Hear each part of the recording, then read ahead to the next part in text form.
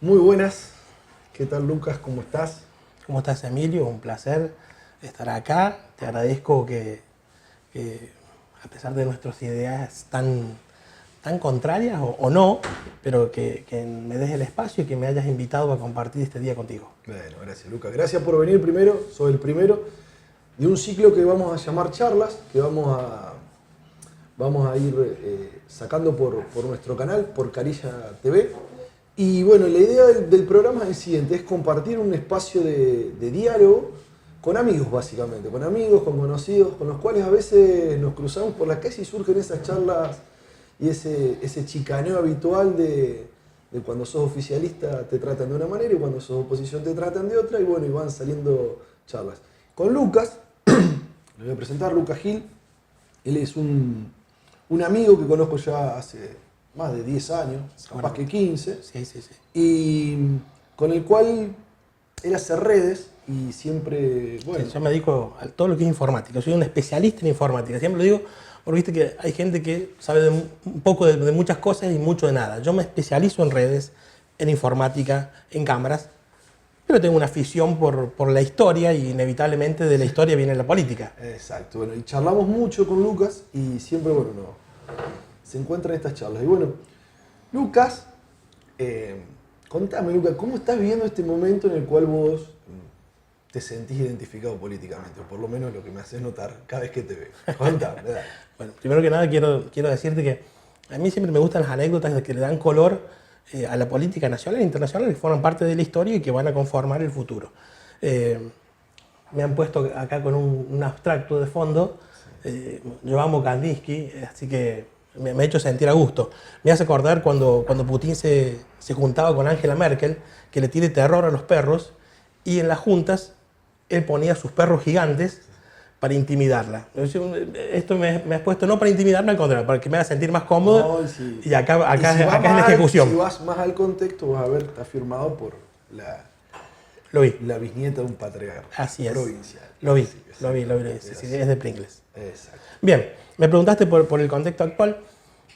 Eh, ¿Cómo empezar? Como ya dije, a mí me gusta la historia. Sí, Entonces, pues, quiero empezar muy atrás. sí. Me gustaría hablar de Aristóteles y de Maquiavelo. Cuando, Me co- gusta, por un lado. Me gusta. La definición de política viene del libro de Aristóteles, de política, y él siempre nos habla de la política, de la organización de los ciudadanos para crear una organización para poder luego ser ciudadanos, algo que él todavía no introduce el Sí, término, sí. pero es lo que vamos a hacer. Los griegos se dedicaban a pensar y entre tanto tiempo para pensar quisieron instaurar un orden. Sí, es una lástima que la religión no sea la filosofía y sea, bueno, la religión. Sí, está bien. Pero bueno, ese es otro debate que Otro. lleva varias horas más. Pero él siempre la definía y en sus libros, en sus textos, asocia la política a la felicidad. Él habla de la felicidad. Básicamente el pueblo tenía que estar feliz. La política es lo que tenía que llevar a la organización para que sean felices. Después viene Maquiavelo, que vuelve a analizar política. De hecho, analiza la obra de Aristóteles. Y él, bueno, conocido por escribir El Príncipe, ¿no? Dedicado, si bien a un monarca europeo, a varios en sí. Y, y él habla, su crítica es a la ética y a la moral. Entonces, que sigo saltando de época para hacer un resumen de, para contestar tu Sí, pregunta sí. original, de por qué me siento identificado. Eh, yo creo que la política debe organizarse, los pueblos, para elegir a sus gobernantes, ya sea para elegir un soberano, como nos dice Locke, para elegir a los representantes, como dice Hobbes, para tener un contrato social, como dice Rousseau, pero todo esto tiene que ver con que debe estar presente la ética y la moral para lograr la felicidad del ciudadano.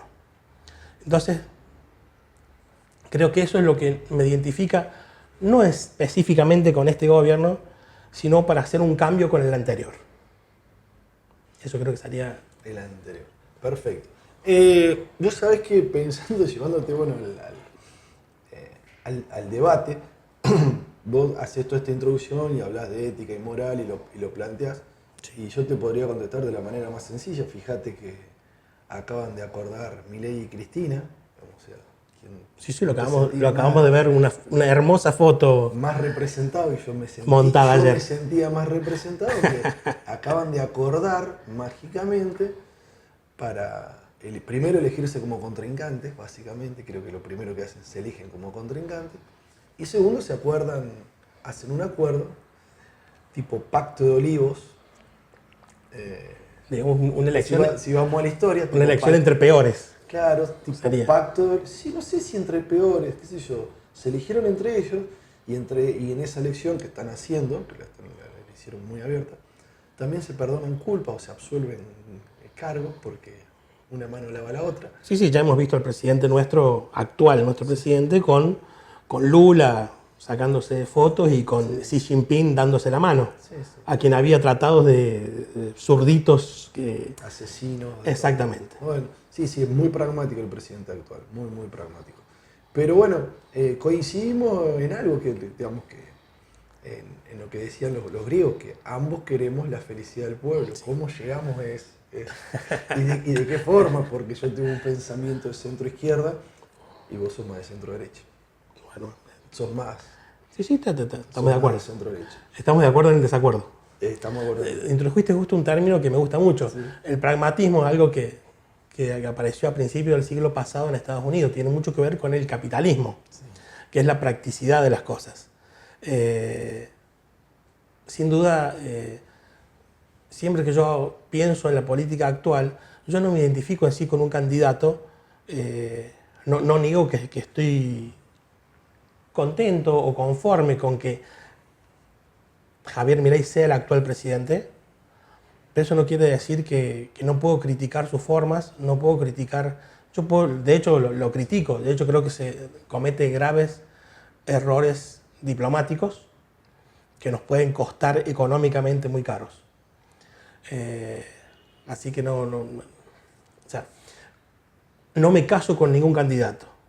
Cuando en la elección pasada vimos cómo el kirchnerismo o el cristinismo se tuvo que identificar, gran parte seguramente no lo hizo, pero gran parte lo tuvo que hacer con Massa. Dije, qué barbaridad identificarse con una línea política y sin embargo tener que votar a alguien que no representa a casi nadie. A nadie, exactamente. Entonces, bueno, la política... Tuvo que votarlo con la nariz tapada, ¿qué va a hacer? Exacto. Fuera, Bueno, esto es algo que yo pero, no haría. sí. Si yo veo la próxima elección que no representa, seguramente cambiaré. Pero, No tengo un compromiso con política. pero hay una cuestión que cada vez la vemos más cruda, que es con este mundo de la inmediatez y de la cuestión en la cual nos tenemos que definir rápidamente. A veces las definiciones no llegan a ser tan cambiantes. Milei es lo más, digamos, le decían a Massa que era el tipo que tenía más metamorfosis en la política, pero es increíble Massa porque es un símbolo de la metamorfosis, es lo más camaleónico que existe en la política. Sigmund Bauman no conocía a Massa cuando escribió Modernidad Líquida, pero si no, seguramente se hubiera inspirado en él. Sí, bueno, estoy de acuerdo con lo que también decís. pero muchas veces tiene que ver con bajada de línea, porque si nos ponemos a ver, Massa sale desde una centro derecha, de una derecha, sale porque él sale desde No sabemos, UCD. demócrata. No, él sale del UCD, y termina en un sector del peronismo, pero el peronismo tiene centro derecha y tiene centro izquierda, digamos, y yo creo que estuvo siempre más del lado de la centro derecha, si bien su rol más destacado, si lo podemos decir, tuvo que ver con su paso por el ANSES y la cantidad de jubilaciones que tiró, o que dio, o que otorgó, que para mí no estuvieron mal otorgadas, pero es su paso más trascendental que hace en la política, más allá de toda su construcción de poder y demás. Sí, el peronismo se podría decir que es casi una religión. Es una construcción de poder. Es que es una construcción de poder. No ideológica. No, por eso. No ideológica, no dogmática. Es que, a ver, si vamos al peronismo de Perón... Como Berbes les dijo. Perón tuvo dos etapas. Tuvo su etapa de centro-izquierda y tuvo su etapa de centro-derecha. Sus dos primeros gobiernos son de centro-izquierda y su tercer mandato es de centro-derecha. Sí, demagogia, diría yo. De hecho, es cuando rompe con parte de sus bases. O la juventud, digamos, que se había sentido enamorada por él. Y después, bueno, nosotros tuvimos a nivel nacional, porque esos son los verdaderos gobiernos peronistas, son esos. ¿Cuáles son los gobiernos? El de Menem no es un... No, digamos que está... no, pero por eso, gobiernos peronistas quiere decir, porque viste cuando hablan de los 70 años de peronismo, tenés los 2 primeros mandatos de Perón, el segundo no lo termina. Aliado con el nazismo. No hay sé. un video muy lindo de un Sí. desfile militar con cascos de hechos alemanes.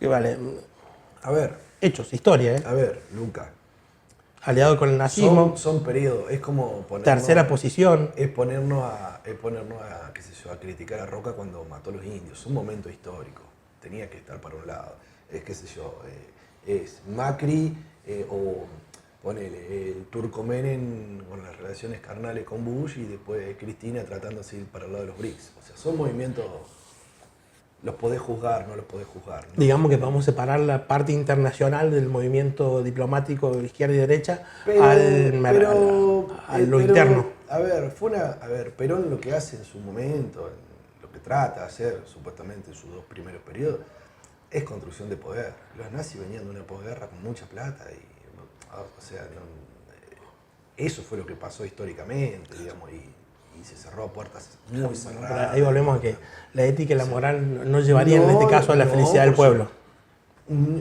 No creas, porque sí hubo una felicidad. El pueblo argentino tuvo sus mejores años. De hecho, la educación pública la traen universitaria la traen los radicales y la hace gratuita Perón.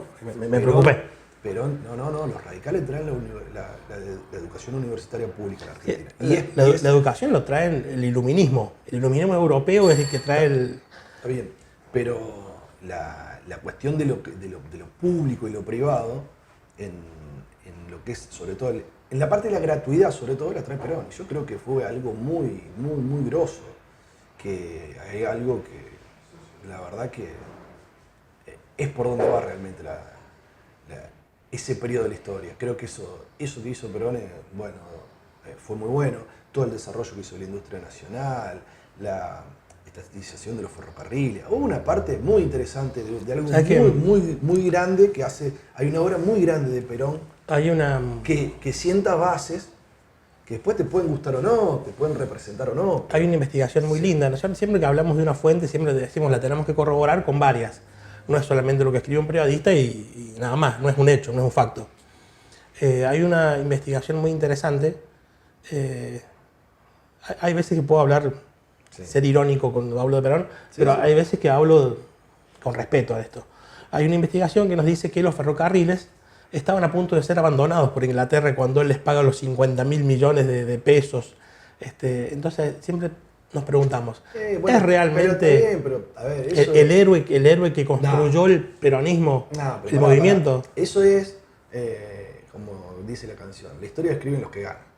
La historia la escriben los ganadores. La escriben los que ganan. Está Seguro. bien. A ver, el ferrocarril... A nivel mundial vemos problemas con eso. A ver, negar el ferrocarril como hecho trascendental de logística en un país de las dimensiones que tiene Argentina, digamos, ya se vio a las claras cuando desmantela toda la red ferroviaria el Turcomen, el desastre que genera en la logística, el desastre que tenemos al día de hoy en rutas y caminos nacionales, sí. el problemón que se genera con... ¿qué sé yo? Estoy de acuerdo. O sea, ahora, no hay país en el mundo... ¿Quién genera...? Estamos hablando de países serios, con dimensiones de las que tiene Argentina. ¿Qué sé yo? ¿Quién se imaginaría Rusia sin sus trenes? ¿Quién se imaginaría Estados Unidos sin sus trenes? Sí, seguro. El Transiberiano en Rusia, los trenes van en China, claro, la unión de las costas de Estados Unidos. ¿Pero quién lo hace acá? Hay un peronista. ¿Quién hace el desmantelamiento? Pero el Turcomen, por eso lo hace el Pacto de Olivos. Está bien. De hecho, lo acuerdan con el gremialismo. Pero, hoy Camioneros no sería Camioneros si existieran los trenes. Olvidate. O sea, y Moyano. y Moyano no sería quien es en ese momento. De hecho, Moyano es el que sostiene que los trenes no se vuelvan a desarrollar. Y estoy de acuerdo, en un mundo donde los trenes significan desarrollo, significan progreso, significan comercio exterior. Acá no significa nada porque hay un gremialista que ha sido apoyado sistemáticamente por los gobiernos, no voy a decir peronistas, Todos los gobiernos. Porque por, arregló por- con todo. por Arregla todos con los todo. gobiernos. Arreglar por todos los Bueno, gobiernos. pero ahí vamos entonces el tema nos estamos pegando un balazo en el pie. Perfecto, pero entonces ahí nos vamos al tema de la ética y la moral, por eso hablamos. Pues, hablamos de Massa, también podemos hablar de Massa y también podemos hablar de Bullrich, que nace de la centroizquierda y hoy es una de las fieles representantes, la ministra de Excelsa, que va y habla, y bueno, exactamente, y es una persona que pasó por todos los ámbitos. Entonces volvemos a lo de la moral y la ética, que ese es un punto. Yo siempre, digamos, siempre, ahora últimamente, para poner un poco en contexto, yo cuando la gente cambia de ideas, les creo. Pero les creo ¿por qué? Porque yo de chico fui radical y de chico lo apoyaba a López Murphy.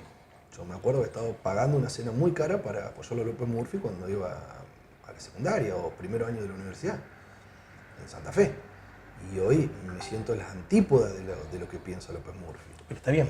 Digamos, Porque ha habido, pero yo jamás... estamos hablando de la evolución de tu pensamiento. Claro, pero yo jamás salí a representar O involución, según se vea. Bueno, ponele, te tomo la chicana. Pero lo que siento más últimamente es que dentro de las ideas que uno considera con las que se siente identificado, las que siente que pueden llegar a representar un mejor modelo de sociedad para desarrollarnos, desgraciadamente lo que yo cuanto más crezco, más cuenta me doy de que somos siempre representados por los más audaces, y me refiero a la audacia no en un sentido positivo de la palabra, sino que son, no de personas que estén preparadas son más para eso. paracaidistas. Sí, tienen cierta preparación y tienen cierta inteligencia, pero no me siento que representen las ideas los que desearía o lo que mejor las podrían llevar a cabo. ¿Por qué? Porque dentro de, así como... Bueno, eso pasa siempre, bueno, ¿no? Sí. En el sistema representativo, ya sea directo o indirecto, no llegan siempre a los que tienen las mejores ideas. Claro, pero por eso te digo, es como que siento que Ni los más capaces, que la política... ni los más preparados. Que la política pesa más, que las emociones llevan más y que nos terminan gobernando y representando los peores. Y que terminan arreglando más por intereses individuales que por intereses colectivos y que terminan cerrando... El individualismo, sí. Está muy bien lo que decís en cuanto a esto, pero el individualismo que hoy vemos es parte de lo que Bauman cita en su modernidad líquida. No solo el ser está evolucionando políticamente, sino que se han caído las estructuras, se han caído los dogmas, y hoy en día el individualismo es lo que evoluciona. Y ese individualismo es lo que está causando estas crisis políticas, no solo en Argentina. Sí, está bien, pero vamos siempre a lo mismo. Cuando salen con esa idea que tenés vos, o salen con la idea de que el modelo mágico es el capitalismo y bla, bla, bla, bla, bla, bla, yo lo rebato muy sencillo. Miremos a China. No porque yo diga que quiero ser China, sino que miremos a China, que es un sistema comunista. Me encanta hablar de China. Por eso te llevo el tema, y aparte porque sé que sabes mucho. Que es comunista. Puertas para adentro. Bien. ¿Sí? Puertas para adentro, en lo que es su organización, pongámosles, civil. Puertas para adentro, en su organización económica, es un capitalismo controlado, podríamos decirlo. Y puertas por afuera es de un extremado capitalismo salvaje porque devora todo lo que puede. Y confluye en un solo país, que para mí ya hace años es la potencia mundial y la que se va a devorar, y hasta de una forma diferente. Bueno, hay algo muy interesante que hemos hablado acerca de las Big Tech. Exacto. Se va a devorar a la economía americana, porque, bueno, viste que siempre está Sí, a la economía y también al militarismo. Claro, exactamente, que normalmente siempre se dicen que los imperios duran un tiempo, donde tienen su génesis, su apogeo y su decadencia. Exacto. Eso le pasó a los egipcios, romanos, griegos que estábamos hablando hoy, y últimamente, qué sé yo, españoles. España, Inglaterra. Portugal, Inglaterra, y bueno, Francia, Francia, los ingleses y los americanos. Y los americanos están en ese periodo porque, bueno, es como dice el dicho, una generación trabaja, una generación la hace, la otra trabaja y otra la funde. Bueno, esto más o menos lo mismo. A Trump le toca gobernar la generación que se está fundiendo y él, por más que tenga otras ideas y quiera hacerlo volver a trabajar y todo demás, yo creo que va a ser muy difícil que lo haga trabajar, pero bueno. Pero China, que piensa completamente distinto, porque los chinos no piensan en una vida, no sé qué piensan, porque no los entiendo, sinceramente, digamos, lo leo, lo veo, pero piensan a 100 años, digamos, no, piensan mucho más allá. Piensan más allá. Yo creo que van a llegar a ser potencia sin tener que ser, sin haber tenido ninguna guerra, sin haberle tenido que comer el hígado a nadie, simplemente sí, con seguramente comerciales. Estados Unidos va a forzar la guerra con Taiwán. Es algo que a ellos les sirve, sí. A China no, por eso están muy convencidos en que su expansión militar sea defensiva. Es algo que veremos en los próximos años. De hecho, en Ucrania lo estamos viendo. Hoy en Ucrania Estados Unidos está provocando un desastre de magnitudes tremendas, históricas. Están provocando un desenlace nuclear que ojalá no se dé. Es que yo no creo que nadie tenga, no sea el deseo de nadie. Es básicamente, no sé, como muy raro. Y en China lo estamos viendo. Cuando hablamos de China siempre hablamos de esto que decías vos, el capitalismo controlado. Y el gobierno controla. En algún momento los grandes capitales chinos dijeron, somos más grandes que el gobierno. Algo que le pasa a las grandes potencias occidentales. Hoy en día las grandes empresas occidentales son muchas veces más grandes que los gobiernos. Su economía es más grande que los gobiernos. Hoy en día Apple vale 2 o 3 billones de dólares, vale más que la economía estadounidense. Entonces, a China le pasó y China tomó medidas, no sé si ejemplares, tomó medidas claramente en esto del control de su economía. Hay dos grandes en China que son Tencent y Alibaba, y le pasó al dueño de Alibaba, que estuvo 6 meses desaparecido, iba a salir al mercado, iba a salir en la bolsa de Nueva York, en la bolsa, iba a salir en China, en Shenzhen, que es el centro tecnológico de ellos. El tipo desapareció durante 6 meses. El gobierno lo chupó, un término terrible que habla de malos recuerdos nuestros, y apareció 6 meses después. Su empresa había repartido acciones y ya no era la más grande del mundo. Creo que ahí lo que nos tenemos que rebatir es pensar si eso está bien, si el gobierno tiene que pesar más que la economía o no. Yo creo que sí. Como decís, Luca, pero vos me estás diciendo que la economía tiene que estar, que el capital tiene que estar controlado, y vos me decías acá en Argentina que no. Sí. Bueno, siempre el capitalismo tiene su evolución, ¿no es cierto? Es que vamos a Hobbes, el hombre lobo del hombre. John Maynard Keynes se termina comiendo seguro.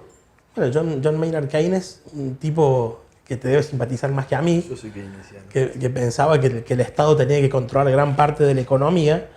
Decía... Pero lo que pasa es que hay que contextualizar que los economistas son en base a sus tiempos y a sus momentos. Y Keynes Bueno, Smith era un adelantado, pero sí. Bueno, sí, está bien. Bueno, Carlos Marx también.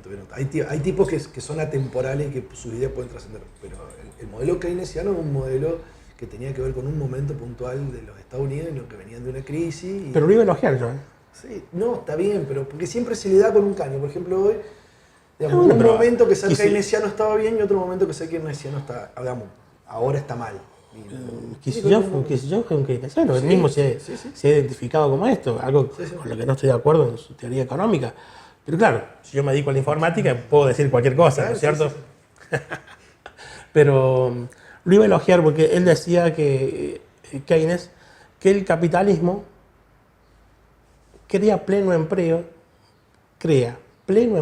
o está muy cerca de crearlo, pero no como un objetivo, sino como una circunstancia fortuita. No es que lo busca, no es la búsqueda, el capitalismo no busca, de hecho el capitalismo busca el capital. La renta. Exactamente. La creación del capital, el usufructo del trabajo de las personas y eso. Pero se crea o se está muy cerca de crear pleno empleo. Lo que siempre nos preguntamos es, dado que el keynesianismo puro no crea empleo, de hecho descrea empleo porque lo tiene que pagar, el Estado paga el empleo de sus propios ciudadanos, ¿es tan malo que el capitalismo como un hecho fortuito cree empleo? Mirá, ayer, casualmente viniendo justo cuando estabas metiéndote en este tema, hoy a la mañana lo escucho a Tenenbaum con Jairo Straccia, y estaban hablando de lo que ha dicho Broda.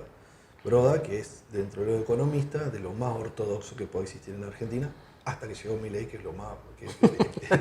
está más a la derecha que Broda, digamos, es una cuestión insólita en sus declaraciones, porque yo te lo dije muy claro que para mí carece de todo valor académico un tipo que es economista y que no tiene un solo paper en su vida.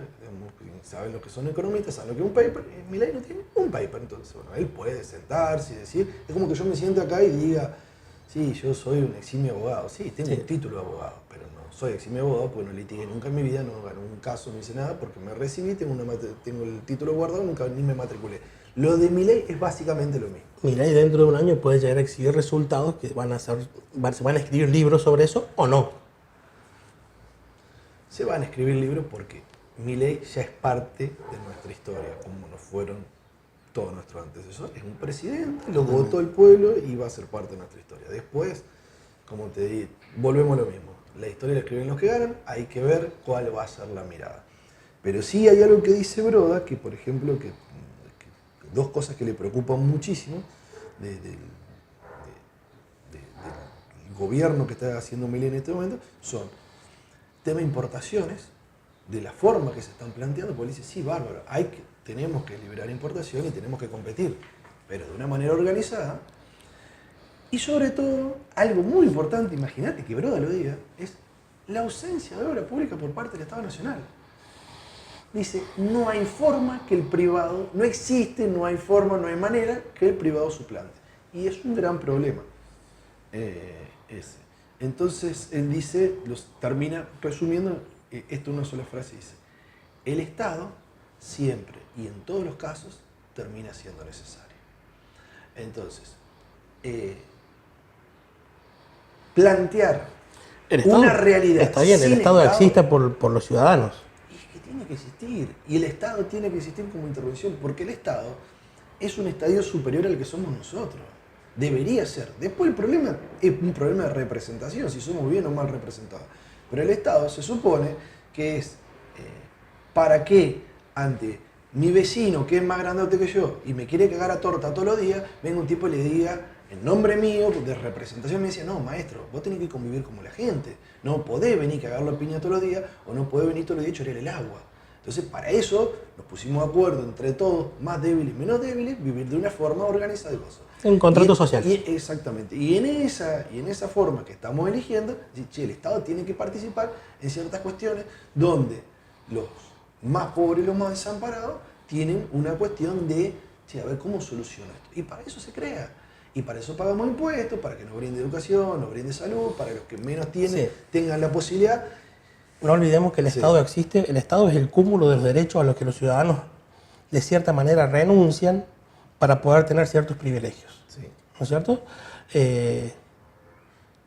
En un Estado donde el Estado controla todo, estamos renunciando no a esos derechos, sino a muchos más derechos. Cuando habla con esta frase, viva la libertad, carajo, parece una frase de cancha, pero tiene un significado. Y es que en un gobierno, no voy a decir totalitario, porque no lo fue, en un gobierno muy restrictivo, estamos renunciando a derechos que no deberíamos renunciar. El derecho a la libertad en las decisiones es algo que no renuncian los ciudadanos para que se conforme el estado en el que vivimos. Eso es lo que pasó en el último, eso es lo que se está revirtiendo. ¿En dónde te dicen, por ejemplo, a ver, cuando te saltan con eso, te agarran y te dicen que el periodismo fue ejercido con mucha más libertad en la época de Kirchner, en la época de Cristina, que por ejemplo hoy en día? Hoy en día los mismos periodistas se quejan que están peor que supuestamente en esa época donde ponían una cosita en Plaza de Mayo para que lo escupan. Claro, ahora, ¿cómo distinguimos el kirchnerismo de la era kirchnerista que estaba financiado? ¿Y vos pensás que hoy no están financiados los medios? No dudo que no. O sea, vos pensás que el pibe, Pero el financiamiento el es... pelado Trebuch, o lo que hablan el Horacio Cavac, y que después van y comen y ven teatro los domingos, no están financiados. No me jodás, digamos, a ver, eso existió siempre, y va a Claramente, existir siempre. claramente. Y bueno, entonces, Y es lo que tenemos que eliminar. está bien. Como ciudadanos lo que tenemos que Pero lograr me parece perfecto. es una independencia de eso. Pero me parece perfecto, coincidimos con eso. Pero cuando vos me decís, viva la libertad, carajo, como que antes éramos pero y te ahora dije, somos libres. Es algo de cancha, no es que somos libres, es que no tenemos que renunciar a los derechos que tenemos. No podemos renunciar a todo. Pero a ver, yo no siento. No podemos renunciar a yo no tener siento una moneda que no vale. No, pero yo no siento que tengamos que haya sido un. Sí, había un abuso de emisión total, pero hoy tenemos un abuso de colocación de deuda. O sea, vos me decís, ¿qué prefiero? Que tengamos 200 de inflación y que tengan para comer, como sea, todos, Claro. o tener como tenemos ahora un festival de bonos, $1 barato, para que hagan plata los que más tienen, que a las claras solamente la necesitan para acumular más. No, yo prefiero un sistema que distribuya mejor. Que en el medio. El capitalismo genera empleo. Pero que en el medio. Vamos a comparar esta época, que recién empieza, esta época, la generación de empleo, y la vamos a comparar a cómo terminó el desempleo hace 12 meses. Y yo creo que vamos a tener un resultado que te va a sorprender. Pero, mirá, Facu, yo creo que ojalá me sorprenda Lucas. y todo. Lucas, perdón. Estaba pensando en Facu porque tenía ganas de tomar agua. Facu, no trae agüita, por favor. Lucas, yo cuando vos vas a esto de que vamos al hueso, vos decís, va a haber más empleo. Yo sí, por ejemplo, a ver. Y empleo de verdad, real. A ver, te vuelvo a repetir, si se liberan las importaciones, no va a haber más empleo, va a haber menos empleo. Porque ¿qué va a haber? Más cadena de distribución. Pero ¿quién va a consumir? Si bueno, toda la gente que trabajaba en fábrica o que trabajaba en la producción, ya pasó en los 90, lo vimos muy en la clara, desapareció. ¿Cómo lo vamos a hacer? Gracias, Facu. ¿Cómo vamos a hacer con eso? La gente que trabajaba en fábrica ya desapareció hace un montón. No. Son Facu, los planes. No, Facu. Son los planes que teníamos. Facu, perdona. Nosotros tenemos, Lucas. Lucas, perdón. Lucas, tenemos una industria metal motor que funciona en Córdoba, en una cantidad de pueblos del interior de Santa Fe, en Buenos Aires, donde se siguen fabricando autopartes. Está bien, no hacemos el auto entero como hacíamos el auto Unión o hacíamos la Coupé Torino, ¿no? Pero seguimos fabricando una cantidad de repuestos. O sea, que tratamos de ser totalmente. Somos, o sea, después de Brasil y de México, somos el tercer país latinoamericano con una base industrial enorme. A ver, ¿por qué Paolo Roca, quien se queda con los hornos que eran del Estado, que eran los hornos que teníamos nosotros, que se termina quedando con todo lo que es Omisa y todo, y que hoy está haciendo una transformación de la industria metalúrgica a la industria petrolera, pues, el nieto del grupo Techín, digamos, puede ser tercera generación, que tienen sede en Luxemburgo, porque por la libertad ellos tienen que tributar allá, porque les molesta tributar acá, lo producen acá, lo hacen acá, lo venden de otro lado y tributan en Luxemburgo, por todos los beneficios. Sí, eso es parte de la modernidad. Mágico. El tipo está saltando. Es como cuando Fiat se fue a Italia. El tipo está saltando y puteando hasta en arameo, diciendo, che, loco, porque él fue uno de los que lo bancó, mire, si vos me abrís todo libremente, yo no le vendo una chapa para que hagan una heladera, una cocina, nada. Y vos me decís, che, pero vamos a tener una mejor heladera, una mejor cocina. Sí, bueno, ¿y los puestos de trabajo cómo los generamos? Con competitividad. Pero perfecto, pero vos con quién vas a competir? Vos podés competir con gente en las cuales vos estás en igualdad de condiciones o condiciones similares. Porque yo puedo decir, la ventaja puede ser, en nombre de la una ventaja puede ser yo puedo decir, che, yo competitiva o comparativa. Yo soy hincha de Colón de Santa Fe. Digo, che, en el nombre de la competitividad me gustaría competir contra, por decirte, no sé, el Bayern Múnich. No, sí, porque, y bueno, y no llego a competir. Porque comparativamente no estás para competir. Y bueno, ¿y cómo? Entonces ¿qué tengo que hacer? ¿Que Colón de Santa Fe desaparezca? Porque no puedo llegar a jugar contra el Bayern Múnich. Cuando China en el año 90 decide abrir estas ciudades costeras que les da acceso al capitalismo, básicamente, no tenían una ventaja competitiva. Tenían una ventaja comparativa. Ellos podían hacer lo mismo más barato. Es competitivo eso. ¿Por qué? Porque el Estado Hoy en día, bueno, el Estado invirtió y sigue invirtiendo de una manera desmesurada el Estado chino para que en todo lo que no son competitivos sean abrumadores. ¿Por qué? Porque a través del dumping se comen todos los mercados que se les cruzan. perfecto. Ahora, Bueno, ahora su cómo ventaja, vamos nosotros, su cómo ventaja es vamos a hacer? competitiva y comparativa. Perfecto, bárbaro. ¿Y cómo vamos a China era un hacernos- país pobre. Pero- China tenía 1.300 millones de pobres. Tiene 1.400 millones de habitantes, tenía 1.300 millones de pobres. Hace 34 años, nada más. Hace 34 años. Sí. En 3 décadas, Está bien. China sacó Perfecto. 800 Pero- millones de personas pero- de la pobreza. Perfecto, pero ¿cómo la sacó? A través de un sistema comunista donde el Estado le decía, ustedes van a laburar así y yo los voy a ordenar.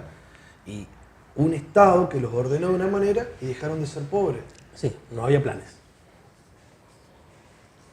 Yo no te No había una asistencia del Estado para que no trabajaran. Desconozco qué Lo- había. lo que- Facu, es Facu, perdón. Sí, Bueno, Lucas, dale, Facu. Lucas, perdón, Lucas. Salgamos ahí. Desconozco si tenían planes, no tenían planes. Hubo una Sus planes quinquenales Perfecto. son Hubo conocidos. pero perfecto, pero te vuelvo a repetir. Tenemos, Hubo un básicamente, Estado tenemos que presente. ser competitivos. Perfecto, bueno, tenemos ¿y cómo que haríamos nosotros acá? Porque vos me agarré y me planteás, va a haber más trabajo. va a tener haber- ¿y mejores dónde va? precios, ¿Y cómo vamos a lograr mejores precios? ¿De qué forma? bajando los costos de la producción, ¿Y qué costo vamos a bajar? los que sean necesarios. ¿Pero cuáles son los y cómo? Sí, mira, Argentina tiene, no sé, petróleo. ¿Sí? ¿Sí? Arabia Saudita tiene un costo por barril de $5. O sea que si el precio del petróleo, que hoy está en 80, 85, 100 euros, baja a 10 euros el barril, Arabia Saudita no tiene drama. Pero, si a Estados Unidos le baja de 40, tiene problemas, porque es su costo. Entonces, Arabia Saudita es mucho más competitivo que cualquier productor de petróleo. Ellos no tienen problema con que el petróleo sea abundante. Argentina, ¿qué tiene que hacer? Ser competitiva. Si Argentina tiene un costo por petróleo, por cada barril de petróleo, de 60 o 70 euros, no puede bajar de ese precio. El tema del petróleo, bueno, que es una cuestión de licencia, como veníamos charlando, Sí, de sí, sí. patente, de donde hay empresas que vienen, por eso tenés que hacer convenios con X empresas, porque ahí no están los estados, ahí son las empresas los dueños de la forma en las que se extrae, y ellos son los que Las ponen empresas los que son más grandes que los estados. Exacto, y ellos ponen los costos. Tuve la suerte de conocer Houston y vi lo que es Houston, que es la capital Sí, claro, mundial Houston, del Texas. petróleo, y vi cómo están todas las petroleras ahí, todas tienen sus propios edificios, salvo ExxonMobil, que estaba apartado, muy apartado. Bueno, ExxonMobil... Sí, Exxon, Halliburton, Sí, todas las grandes. Sí, pero ExxonMobil puntualmente es la familia Rockefeller, que son los creadores de los 5 bancos más importantes de los Estados Unidos, los que el Estado de todas maneras y de todas formas intentó romper el monopolio, tuvieron el monopolio Esto toda la vida. color. Sí. ¿Sabías que para iniciar su fortuna, los Rockefeller, ¿quién les hace el préstamo? No, Los Rothschild. pues, sí, es lo que hablábamos. Si Sí, creía o sí. no creía, sí, creo firmemente los Rothschild. Los Rothschild. Antes que en cualquier otra cuestión. Pero bueno, vos me hablás, cuando yo te digo competitivo, me decía, a ver, nosotros vamos a tener una cuestión de que vamos a... Yo sé que Argentina va a estar en la macro bien, y no tiene que ver con Milei, sino que tiene que ver con una cuestión histórica de momentos en los cuales vamos a tener más dólares. ¿Por qué vamos a tener más dólares? Porque va a venir Porque no los por estamos una cuestión gastando. energética, no, por una cuestión energética, no, lo de los dólares en serio estoy hablando, no me hablé de No, planes pero- sociales porque no tienen nada que ver. Pero no, a ver, Lucas, eso Pero- no te mueve la aguja. Aparte no estamos gastando en ¿En qué? estupideces. No estamos tan estupideces. Claro. ¿Cuál es el gasto más grande que tiene hoy en día el Estado argentino? No sé, ilumíname.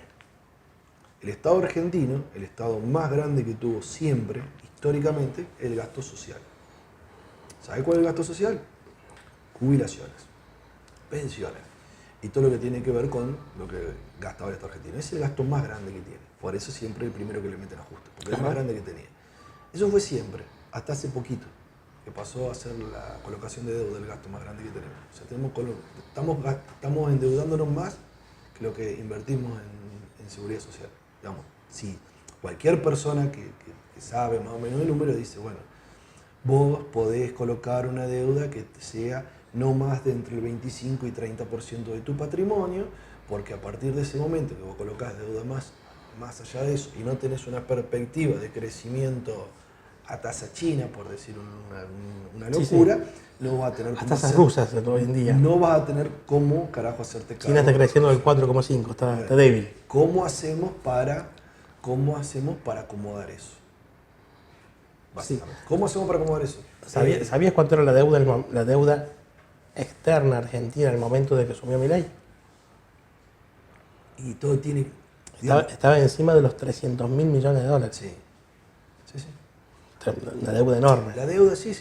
Eso es la deuda entre público y privado. Correcto. Es 326.000, creo que Sí. una cosa así, ¿no? Si no me equivoco. Sí, por ahí o 16.000, un número enorme. Sí, algo con 6 terminado. Pero más o menos, sí, eso.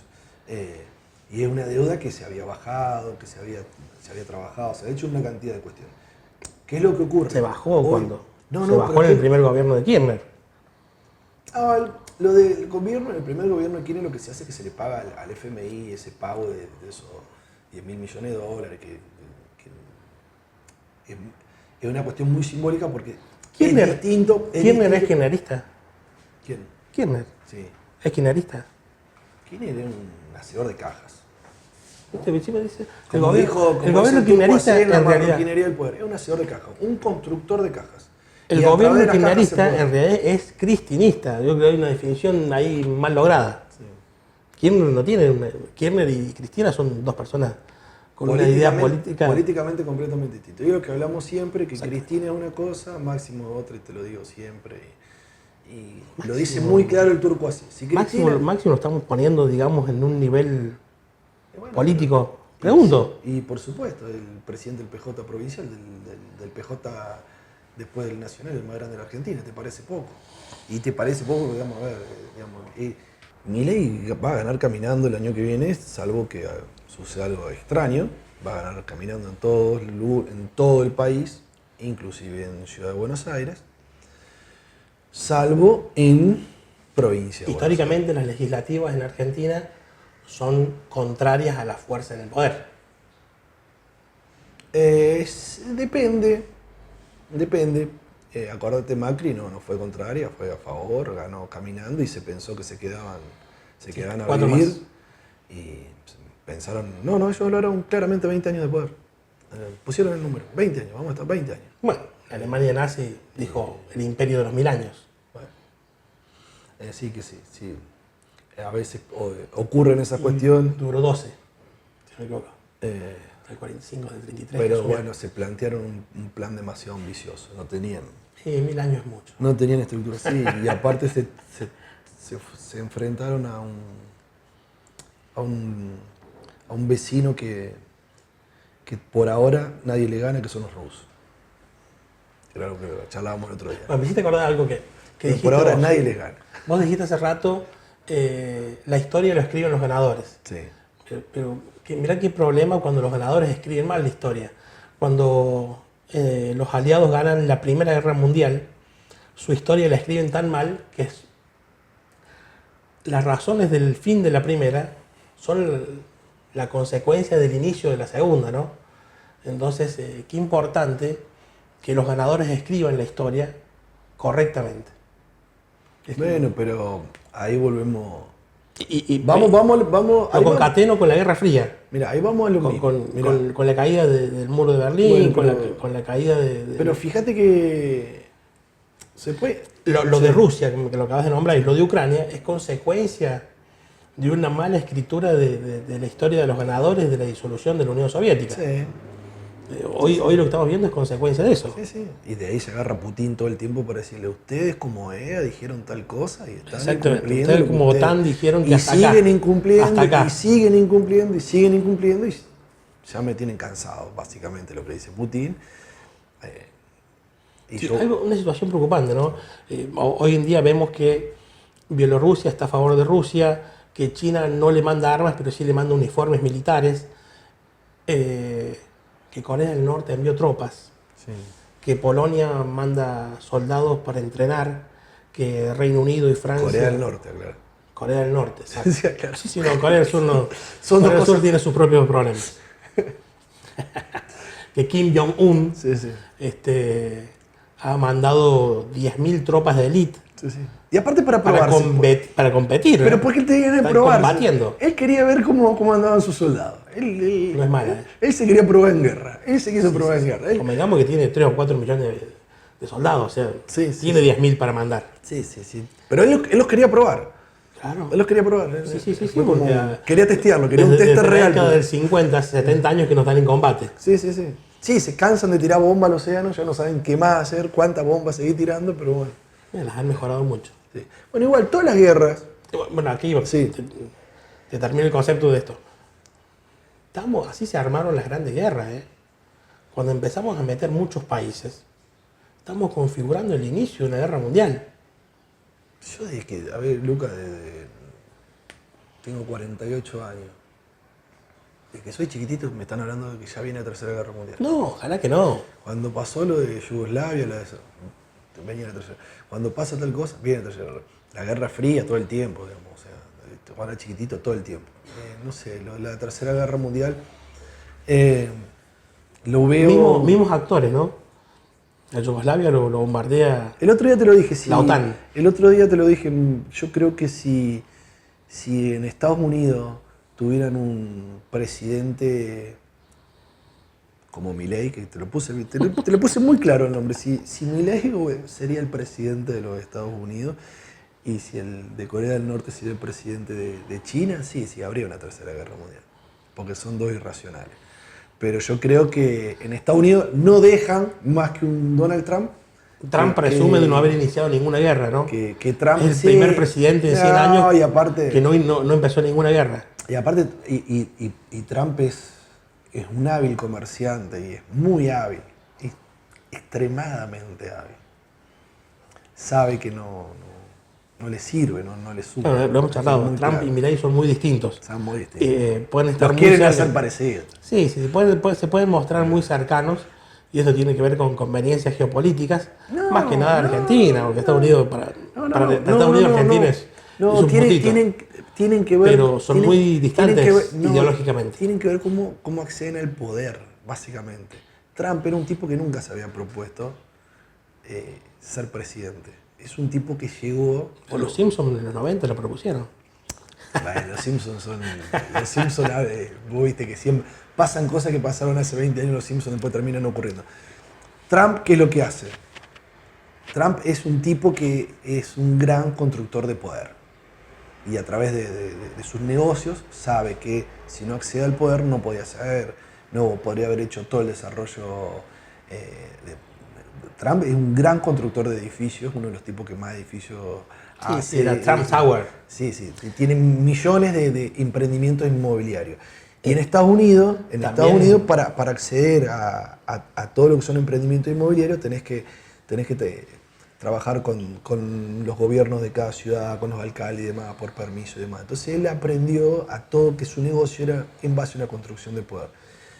Y fíjate que él no era republicano, sino que él, es más, fue afiliado al Partido Demócrata, termina como presidente de los republicanos, segunda vez. La primera vez porque hubo un vacío de poder dentro de los republicanos y ahora la segunda vez directamente, quiero entrar al último tema para que charlemos, que me des tu punto de vista. Joe Biden acaba de perdonarle la prisión, de indultar a su hijo, ¿sí? Hunter Biden, algo tremendo. Estamos hablando de presidentes y de noticias americanas. Bueno, porque todo se termina arreglando. Gran inversor, Hunter Biden, gran inversor en Ucrania.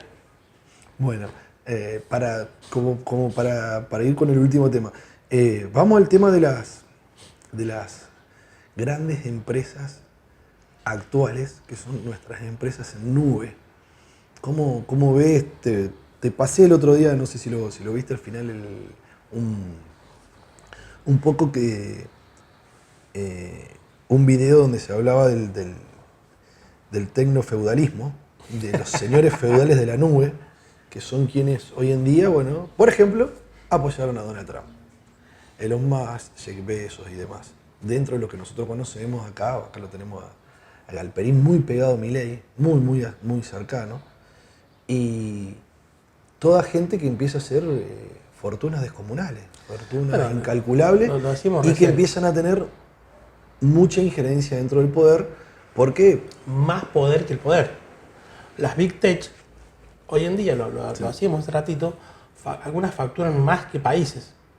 O sea, algunas tienen, no solo Apple, Microsoft, Amazon, Alphabet, que es Google, Meta, que es Facebook, tienen facturaciones que son ChatGPT, OpenAI, Nvidia, son todas empresas que facturan más que países, pero no que países Haití, no, facturan más que un país europeo, facturan más que Italia.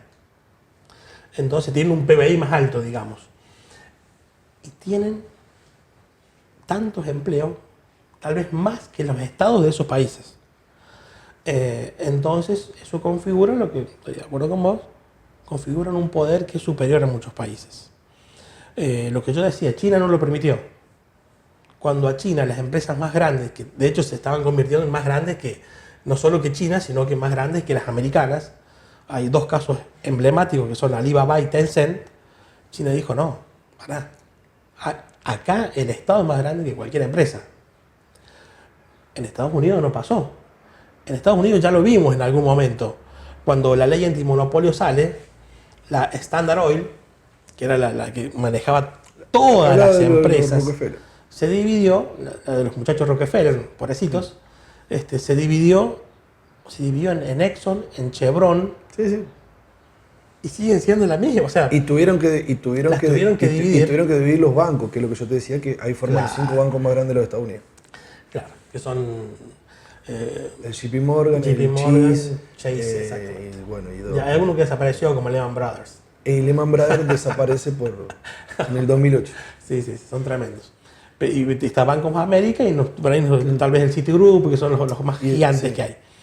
Pero en ese momento, la Standard Oil manejaba todo el petróleo y era la más grande del mundo. Sí, de hecho la primera y Y la segunda tuvieron que guerra disolver. mundial, primera, segunda guerra mundial, la invasión del Golfo Pérsico, en la historia que no escriben los que ganan, sino que la historia entre líneas son generadas por esta empresa básicamente. Claro. Que tienen que ver con una cuestión Y no sé si la guerra de Malvinas tiene que ver también.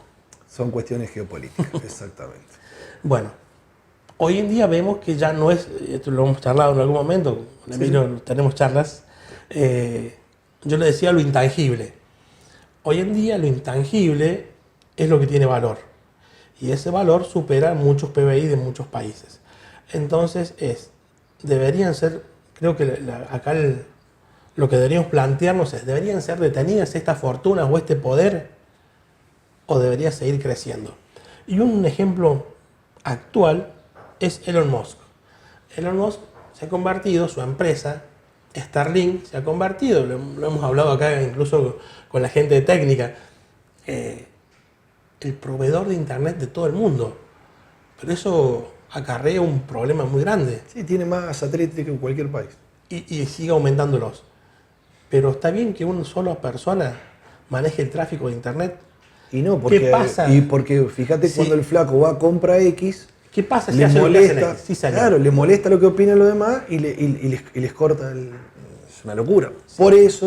Por eso insisto que tiene que haber un Estado que regule este tipo de situaciones. Porque desgraciadamente, la naturaleza del hombre...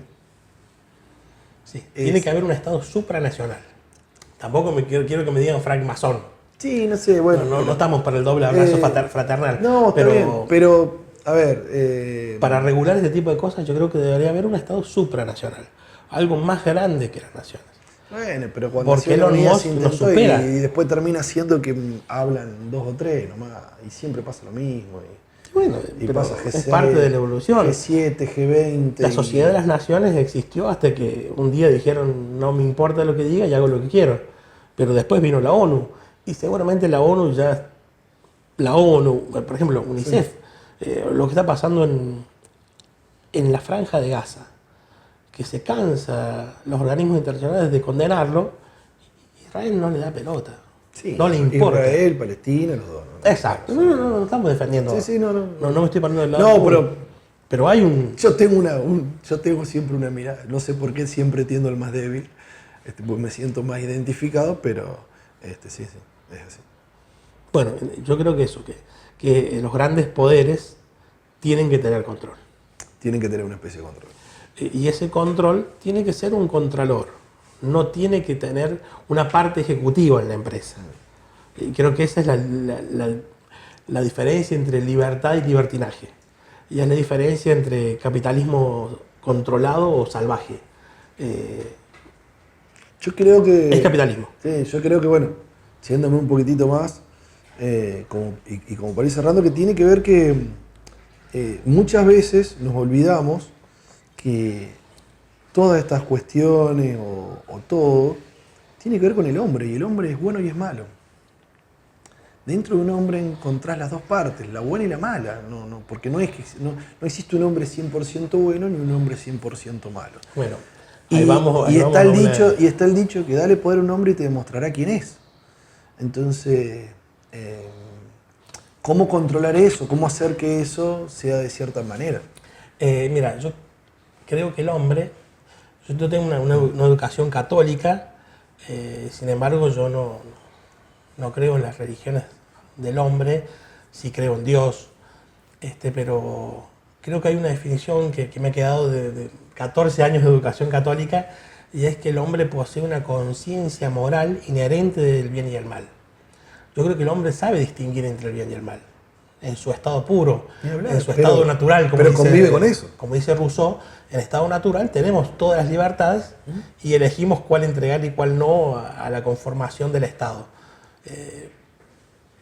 Convive con eso, pero el hombre sabe perfectamente discernir entre el bien y el mal en un estado puro. Sí. Entonces, yo creo que yo le doy esperanzas al hombre.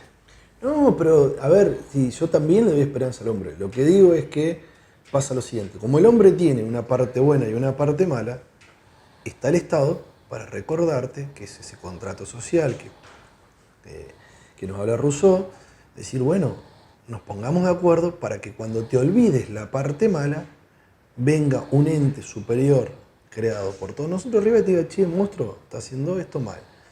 Y eso ocurre también en el ámbito de los negocios, porque resulta que si no, estos muchachitos que pasan a tener más que estados, se terminan creyendo sus cuestiones y se lo ven muy, muy concretamente. Y no digo que sea algo mal, capaz que a mí me hubiese pasado. Capaz que si yo fuese Marcos Galperín, tuitearía las pelotudeces que se pone a tuitear todos los días. Y a tener las discusiones absurdas con personajes absurdos en lo que debería ser su realidad. Bueno, sin embargo, yo creo que si no tuviésemos ese estado, estos muchachos, en nombre de la tengo mucho más larga que vos, harían cualquier estupidez. Porque termina pasando. Es algo que vamos a ver. Fíjate lo que hace Elon Musk cuando pasa lo de Bolivia, con el golpe de Estado. Que el tipo por Twitter se anima a decir, tenemos que tomar el litio de Bolivia. ¿Cómo va a decir un tipo, tenemos que tomar el litio de Bolivia? Pero eso es lo más abusivo que hay. Pero le sirve para sus autos. Claro, pero eso es como, no sé, cuando éramos chicos y estábamos en el recreo y los que eran más malos le decían, che, a este le vamos a robar los sanguchitos que le dio la madre, porque nos gustan los sanguchitos que le hace la madre. Entonces es así. Y no. Entonces, bueno, ese Estado que tiene que impartir un cierto orden tiene que estar... Justamente Elon Musk es el que nos plantea que necesitamos un Estado supranacional o un Estado mundial, digamos, bueno, pero ese democrático para claro, la colonización. Claro, pero viste que él es bipolar, entonces hay que ver en qué momento planteó eso. Porque a veces plantea eso y después plantea lo otro. O sea, por eso te digo, mirá qué claro ejemplo. En él mismo coincide el bueno y el malo. Está bien, pero lo vamos a ver muy cerca en el futuro. Sí. De hecho, ¿viste? Hay cosas que uno dice, lo van a ver nuestros hijos. Si nos acompaña un poquito la salud, lo vamos a ver nosotros. La llegada del hombre a Marte y el planteo de nuevas democracias, que pueden ser tecnodemocracias. Sí. No digo tecnocapitalismo, tecnodemocracia. No estoy tan de acuerdo con el señor griego. Sí. Creo que las vamos a tener que ver y plantear como sociedad en la próxima década. Creo que en la próxima década vamos a tener que sentarnos los ciudadanos del mundo y decir, mira, la democracia para esto nuevo que se viene tiene que conformarse así. Creo que es algo que tenemos una responsabilidad cívica con el futuro. Claro. Acá en San Luis tenemos una responsabilidad cívica con los baches, y en el verano vamos a tener una responsabilidad cívica para saber si tenemos electricidad o no tenemos electricidad. Bajamos de Marte a Y San en Luis. otros lugares tienen esa cuestión. Así que bueno, Luca, primero te agradezco. Esta es la favor. primera charla, Vos. un ensayo que queremos hacer, queremos probar. A mí me encanta, pues primero me encanta charlar con vos. Bueno, gracias. igualmente. Y bueno, muchísimas gracias por haber participado. No, gracias por la invitación. Y bueno, y veremos si en otro momento, si la gente lo pide, vamos a seguir charlando Cuando quieras. de todos estos temas. Dale, Luca, un gustazo. Placer. Nos vemos. Muchas gracias. Bueno, muchísimas gracias. Este fue el primer programa de charlas. Esperemos que haya muchas más charlas como esta. Y bueno, y nos seguimos viendo.